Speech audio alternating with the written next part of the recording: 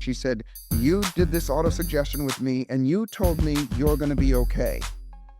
And she said, for some reason, I trusted you. For some reason, I believed you. The truth of the matter is I didn't tell her that at all. Just like I was saying to you, if I tell you something, you might believe, because think about how many people have told her, you're going to be okay. It's okay. Everybody says that. But if I say it, she's not going to believe it. So in the process of getting her eyes down and focused and all those things, and then having her tell herself that, then, and I'm not saying that, what I teach is gonna heal traumatic brain injury. I am gonna say this, that when you give the body and the brain the tools that it needs, whether it's to see it, to feel it, to say it, to all those things, the over five senses, then it has everything it needs to get the best possible outcome that it can with everything it has. Your body if you cut yourself, you don't have to go heal.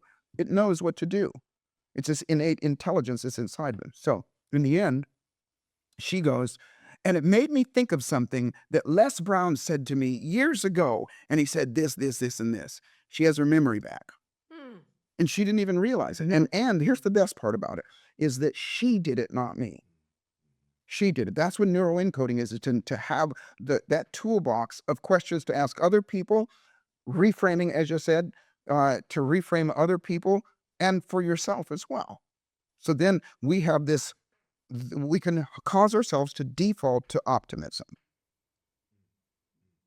So I forgot what your question was. But I think to your point about discernment. Yeah, that's what it was, building the muscle. Yeah, and I think especially when you're, I'm assuming discernment when you're inviting people to your life. That's it. Inviting people to your life. Period. Yes. Part of that is also listening to yourself, because we know there's energy, right? Yeah.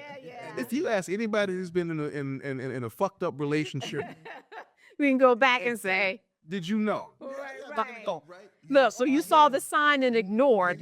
Yes. So the important thing is when you get that feeling, and when you want to bypass that feeling because of the other things that person makes you feel. Right. Now you need to really ask yourself, like, what is it that I need from this person?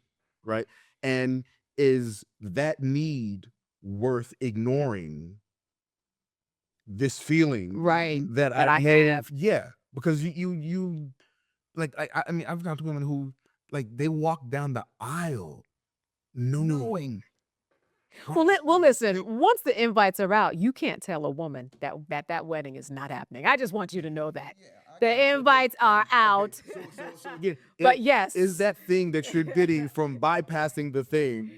There's a way that raise it. Now, Later on, when you're going through divorce, or you're going, I should have rescinded those invitations.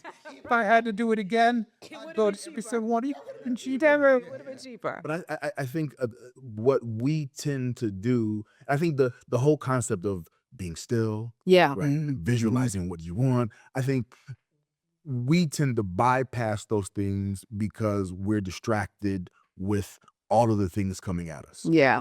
Not just the toxic 10, but all of the things Life from their life. Yeah, man.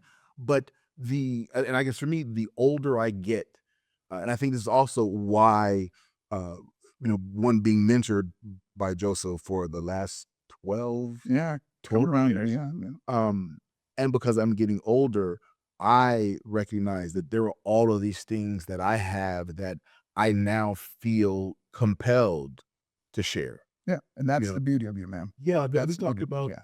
You mentioned earlier, having 40 Christmases left. Right. Like when you really start thinking about, my mother used to say this a lot, which really bothered me, but now I get it. When you realize that you lived longer than what you have Ahead of you. Yeah. right? Then so I'm in a place where I feel compelled to share my tools, to share whatever I can that has led me down this path and this beautiful journey of life. Like, I want to share, like, all of that stuff. So what I realize the older I get is the importance of being still. the importance of going inward, the importance of not just discernment when you're looking at other people, but discerning what's happening within yourself, right? So if this person is giving me a certain feeling, whether good or bad, let me sit with that. Let me explore that feeling. What is it that the inner me is needing from this person? Right. Yeah. You know, Mhm. what inside of me do I need to protect from the energy this person is sending me?